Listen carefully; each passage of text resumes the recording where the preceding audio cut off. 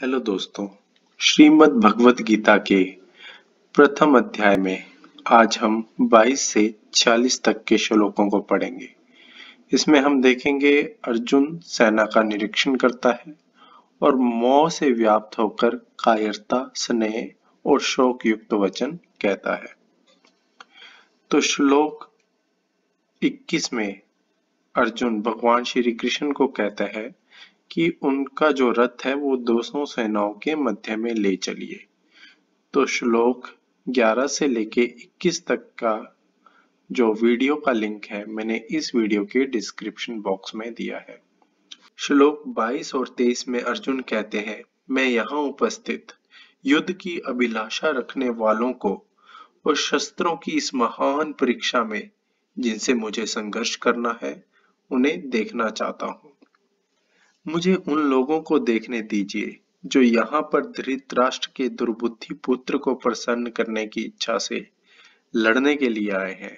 श्लोक 24 में संजय धृतराष्ट्र को बताते हैं, अर्जुन द्वारा इस प्रकार संबोधित किए जाने पर भगवान कृष्ण ने दोनों दलों के बीच में उस उत्तम रथ को लाकर खड़ा कर दिया। अब यहाँ पर आप देखेंगे अर्जुन को गुड्डा केशन कहा है। गुड्डा मतलब होता है नींद और केश मतलब जीतने वाला, मतलब नींद को जीतने वाला। और यहाँ नींद का हम एक और अर्थ भी ले सकते हैं, अज्ञानता। तो अर्जुन ने अज्ञानता को जीत लिया भगवान कृष्ण के साथ। भगवान कृष्ण को ऋषिकेशो कहा है जो इंद्रियों को दिशा दिखाते हैं। जब भगवान खुद ही इंद्रियों को दिशा दिखाएंगे तो कोई भी व्यक्ति अपने आप अज्ञानता को जीत जाता है। तो यहाँ पर भगवान कृष्ण रथ को कौरवों और पांडवों की सेना के मध्य लेकर जा रहे हैं। तो अर्जुन क्या देखते हैं? श्लोक 25 में भीष्म, द्रोण तथा विश्व भर के अन्य समस्त राजाओं के सामने भगवान कहते हैं कि हे पार्थ, यहाँ पर एकत्र सारे कुरुओं को देखो। और श्लोक 26 से 29 में अर्जुन वहां पर दोनों पक्षों की सेनाओं के मध्य अपने चाचा, ताया, पितामह, गुरुओं, मामाओं, भाइयों, पुत्रों, पौत्रों, मित्रों, ससुरों और शुभ चिंतकों को देखता है। और जब कुंती पुत्र अर्जुन ने मित्रों तथा संबंधियों को इस विभिन्न श्रेणियों में देखा तो वह करुणा से अभिभूत हो गया और इस प्रकार बोला, इस प्रकार युद्ध की इच्छा रखने वाले अपने मित्रों तथा संबंधियों को अपने समक्ष उपस्थित देखकर मेरे शरीर के अंग कांप रहे हैं, मेरा मुख सूख रहा है, मेरे रोंगटे खड़े हो रहे हैं।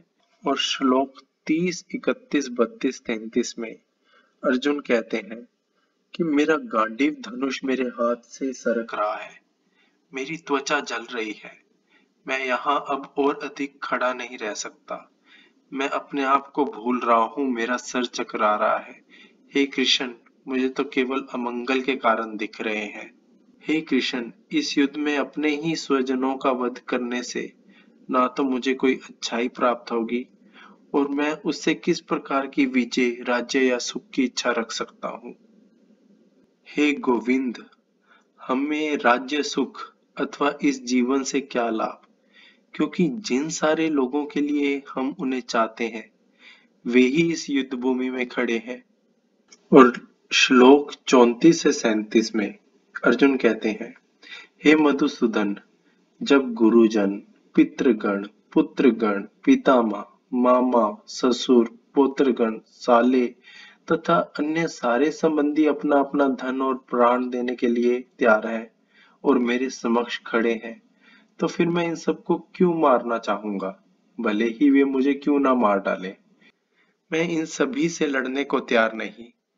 इस पृथ्वी की बात ही छोड़ दो, अगर मुझे तीनों लोक भी मिल जाए तो मैं इनसे युद्ध नहीं करूंगा। भला धृतराष्ट्र के पुत्रों को मारकर हमें कौन सी प्रसन्नता मिलेगी? यदि हम ऐसे आतताइयों का वध करते हैं तो हम पर पाप चढ़ेगा। अतः ये उचित नहीं होगा कि हम धृतराष्ट्र के पुत्रों तथा उनके मित्रों का वध करें। हे लक्ष्मीपति कृष्ण, इससे हमें क्या लाभ होगा और अपने ही कुटुंबियों को मारकर हम किस प्रकार सुखी हो सकते हैं। श्लोक 38 और 39 में अर्जुन कहते हैं, हे जनार्दन, ये लालची लोग अपने परिवार को मारने, अपने मित्रों से विद्रोह करने में कोई दोष नहीं समझते हैं, लेकिन हम लोग जो परिवार को नष्ट करते हैं, हमें उसमें अपराध दिखता है। ऐसे पाप कर्मों में हमें क्यों लगा रहे हो प्रभु? कुल का नाश होने पर सनातन कुल परंपरा नष्ट हो जाती है और इस तरह शेष कुल भी अधर्म में प्रवृत्त हो जाता है। हे कृष्ण, जब कुल में अधर्म प्रमुख हो जाता है तो कुल की स्त्रियां भी दूषित हो जाती हैं और इनके स्त्रीत्व का पतन हो जाता है, जिससे अनवांछित संतानें पैदा होती हैं।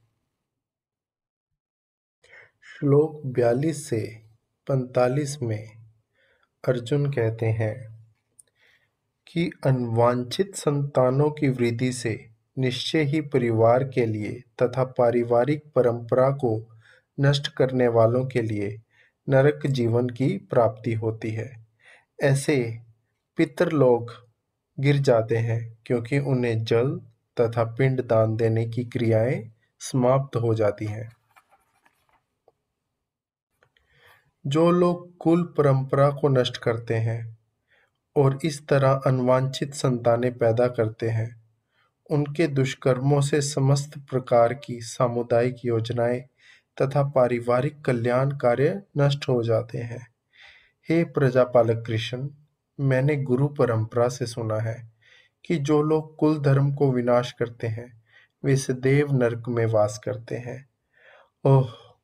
कितने आश्चर्य की बात है कि हम सब ये जानकर भी इस पाप कर्म करने में लगे हुए हैं। राज्य सुख भोगने की इच्छा से प्रेरित होकर हम अपने संबंधियों को मारना चाहते हैं।